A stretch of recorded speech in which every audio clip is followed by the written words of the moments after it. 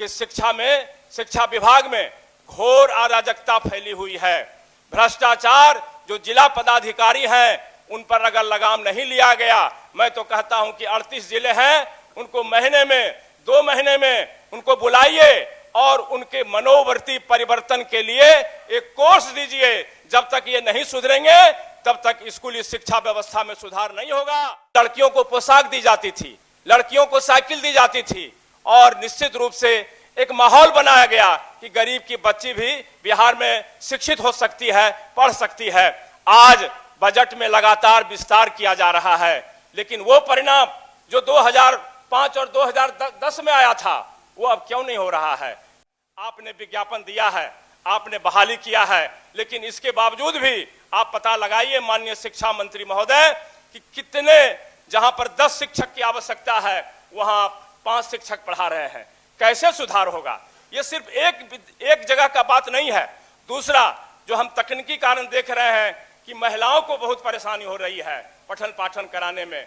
जब एक नीति बन जानी चाहिए कि महिलाओं को एक प्रखंड से दूसरे प्रखंड तक तो स्कूटी से चली जाएगी, लेकिन जब आप मुंगेर के महिला को भेज देते हैं, आप पटना में, मुंगेर के महिला को आप भेज देते हैं समस्तीपुर में, तो उसको घोर कठिनाई होती है।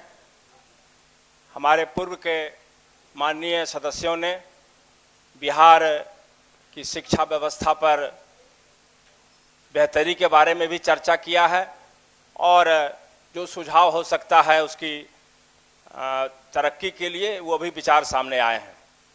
महोदय, डॉक्टर अजय सिंह जी अभी बता रहे थे कि वही बिहार है जहां के विश्वविद्यालयों से डॉक्टर राजेंद्र प्रसाद पैदा हुए।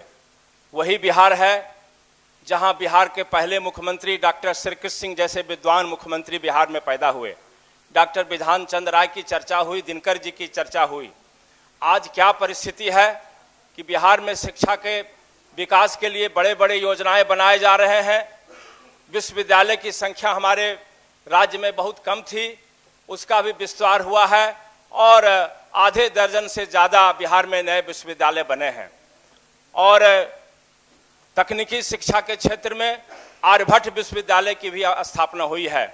लेकिन हमें ये सोचना होगा कि इतने बड़े निर्माण के बाद शिक्षा में कहाँ तक सुधार हुआ है, यह आकलन करने की आवश्यकता है। महोदय, हमें यह भी देखना है कि 2005 में जब बाबू नीतीश कुमार जी बिहार के मुख्यमंत्री बने थे, मैं विपक्ष के बेंच पर बैठ करके यह कह रहा हूं कि 2005 से 2010 में नीतीश कुमार जी मुख्यमंत्री बने थे तो उन्होंने शिक्षा में व्यापक सुधार लाने का काम किया था। और मैं विपक्ष के बेंच से बैठ करके ये बताना चाहता हूं, ये स्वीकार करता हूं कि वो 2005 और 2010 का जो काल था वो बिहार के लिए स्वर्णिम काल था। आज वही दौर था जब लड़कियों को पोशाक दी जाती थी, लड़कियों को साइकिल दी जाती थी और निश्चित रूप से एक माहौल बनाया गया कि गरीब की बच्ची भी बिहार में शिक्षित हो सकती है, पढ़ सकती है। आज बजट में लगातार विस्तार किया जा रहा है, लेकिन वो परिणाम जो 2005 और 2010 में आया था वो अब क्यों नहीं हो रहा है, ये देखना है।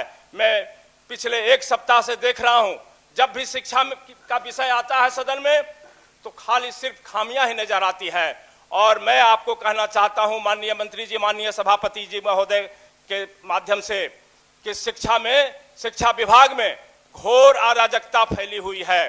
भ्रष्टाचार जो जिला पदाधिकारी हैं उन पर अगर लगाम नहीं लिया गया, मैं तो कहता हूं कि 38 जिले हैं, उनको महीने में 2 महीने में उनको बुलाइए और उनके मनोवर्ती परिवर्तन के लिए एक कोर्स दीजिए। जब तक ये नहीं सुधरेंगे तब तक स्कूली शिक्षा व्यवस्था में सुधार नहीं होगा। जब तक वीसी महोदय घूस लेना बंद नहीं करेंगे तब तक विश्वविद्यालय में अराजकता की स्थिति रहेगी।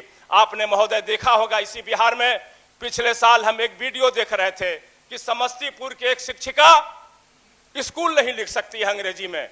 क्या ऐसे शिक्षक से हमारे बिहार के भविष्य का निर्माण होगा? मैं आपसे सवाल करना चाहता हूं, इस तरह के शिक्षकों की बहाली कैसे हो जाती है? हमारे राजनेता के पैरवी पर भी होती है। तो निश्चित रूप से नीतीश बाबू का जो सपना है कि बिहार को हमें शिक्षित बिहार बनाना है, और जब तक बिहार शिक्षा के रूप शिक्षित नहीं होगा अग्रणी बिहार नहीं बन सकता है, बिहार में विकासशील बिहार नहीं बन सकता है। शिक्षा ही वो धरोहर है, शिक्षा ही माध्यम है जिसके माध्यम से हम बिहार का मान सम्मान और गौरव बढ़ा सकते हैं। महोदय, बहुत सारे बिल्डिंग बन गए हैं, विद्यालय बन गए हैं, लेकिन शिक्षकों का घोर अभाव है। आपने विज्ञापन दिया है, आपने बहाली किया है, लेकिन इसके बावजूद भी आप पता लगाइए माननीय शिक्षा मंत्री महोदय कि कितने, जहां पर 10 शिक्षक की आवश्यकता है वहां 5 शिक्षक पढ़ा रहे हैं। कैसे सुधार होगा? ये सिर्फ एक जगह का बात नहीं है। दूसरा, जो हम तकनीकी कारण देख रहे हैं कि महिलाओं को बहुत परेशानी हो रही है पठन पाठन कराने में।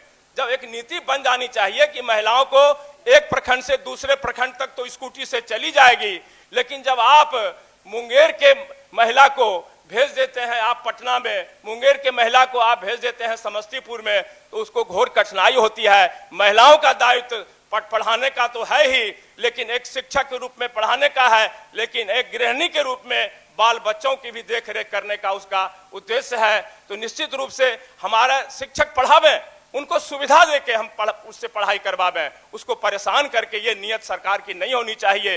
एक समाजवादी नेता के नेतृत्व में जब बिहार चल रहा है तो समाजवादी सोच के तहत बिहार को आगे बढ़ाइए, शिक्षा को आगे बढ़ाइए, यही संकल्प होना चाहिए। महोदय, आज प्राथमिक विद्यालयों में भी आप देखते हैं कि बिल्डिंग है बना हुआ, लेकिन लड़का नहीं है। लड़का कहां चला जाता है? उत्क्रमित विद्यालय में बिहार में यही स्थिति है कि उत्क्रमित विद्यालय उत्क्रमित तो हो गया, उसका स्वागत हुआ, लेकिन उसमें देखते हैं कि 3 कमरा है, एक में स्टाफ लोग बैठते हैं, हेडमास्टर बैठते हैं, एक में पढ़ाई होती है। ऐसे कैसे होगा? जब उसको सुविधा देंगे। आपका नारा हो गया, आपका डंका बज गया बिहार में, क्योंकि हम लोग भी यही चाहते हैं कि बिहार का विकास हो, स्वर्णिम बिहार बने, श्री बाबू के जमाने का बिहार हो, ये हम लोग भी देखना चाहते हैं। और अब अगर अभी के समय में नहीं हो पाएगा तो हम समझते हैं कि आने वाले समय में होगा कि नहीं होगा ये नहीं है। क्योंकि नीतीश बाबू के बारे में विपक्षी भी कहते हैं कि नीतीश बाबू के दौर में विकास हुआ है, ये हम लोग भी मानते हैं। तो क्या नीतीश बाबू ने जो सपना संभाला था, जो सपना सोचा था बिहार के शिक्षा के विकास में, मैं तो कहता हूं कि तब तक आपका बिहार विकसित नहीं होगा किसी मामले में, जब तक यहाँ का बच्चा शिक्षित नहीं हो जाएगा। मैट्रिक के बाद कहां चले जाते हैं? Drop out. कॉलेज तक पहुंचते ड्रॉप आउट। ये ड्रॉप आउट शब्द क्या है, क्यों हो रहा है? उसमें जिज्ञासा की कमी है या तो अर्थाभाव है। तो अर्थाभाव को गरीब बच्चे को कैसे हम कॉलेज में पहुंचा सकेंगे, कैसे उन शिक्षा दे सकेंगे, ये चिंतन का विषय है। इस पर ज्यादा, बस 2 मिनट सर, इस पर ज्यादा वक्त देना चाहिए। ऐसे लंबा हमारा था, हम एक सुझाव देना चाहते थे कि क्या क्या हमारी खामियां हैं, क्या क्या हमें सुधार देना है। मंत्री जी, हम लोगों को कभी एक बार टाइम दें, माननीय सदस्यों को, तो हम निश्चित रूप से आपको सुझाव देंगे कि बिहार को अगर शिक्षित बिहार बनाना है तो किस रास्ते से होगा। लेकिन अभी जो नियम बन रहे हैं हुजूर, सिर्फ शिक्षक को परेशान करके अशिक्षा का विकास करना चाहते हैं, यह नहीं संभव है। आप सुधारिए, जिला पदाधिकारी को सुधारिए, आप जिनको VC बनाते हैं, जिला शिक्षा पदाधिकारी को सुधारिए। आज तो जितना भी शिकायत आ रहा है जिला शिक्षा पदाधिकारी का आ रहा है, क्या जिला शिक्षा पदाधिकारी, हम नहीं बोलना चाहते हैं कि बपौती हो गई है शिक्षा व्यवस्था? शिक्षा व्यवस्था चलाएगा जनप्रतिनिधि चलाएगा, राजनेता चलाएगा, ये नहीं कि जिला शिक्षा पदाधिकारी जो चाहेंगे, जो जवाब भेज देंगे वही सदन में जवाब लाया जाएगा। नहीं, आपके बारे में माननीय मंत्री जी हम लोगों को है, क्योंकि आप अनुभवी भी हैं, ब्यूरोक्रेट भी रहे हैं, आपको दोनों अनुभव है, इसीलिए आपसे ज्यादा उम्मीद है कि आप सुधार कर सकते हैं। और सबसे बड़ी बात है कि आप उत्तेजित नहीं होते हैं, आप सहनशील हैं, व्यवहार कुशल हैं, आप में धैर्य है। और शिक्षा जैसा महकमा जो धैर्यवान होगा वही सुधार सकता है। मैं आपको साधुवाद देना चाहता हूं और एक बार कहना चाहता हूं, बिहार के शिक्षा को बचा लीजिए ताकि राष्ट्रीय स्तर पर हम भी सर से, हमारे बच्चे दिल्ली से बाहर, पटना से बाहर नहीं जाए, दिल्ली नहीं जाए, बंगलौर नहीं जाए। समय दीजिएगा तबे ना सब बचाएंगे। बिल्कुल, समय तो आप ही ले रहे हैं। हजूर, मैं एक बार फिर से आपको धन्यवाद देना चाहता हूं और मंत्री जी के धैर्य को भी के बारे में भी मैं सराहना करता हूं कि ये चाहेंगे, जितने धैर्यवान है तो शिक्षा को निश्चित रूप से सुधार देंगे। बहुत बहुत धन्यवाद। श्रीमती निवेदिता सिंह।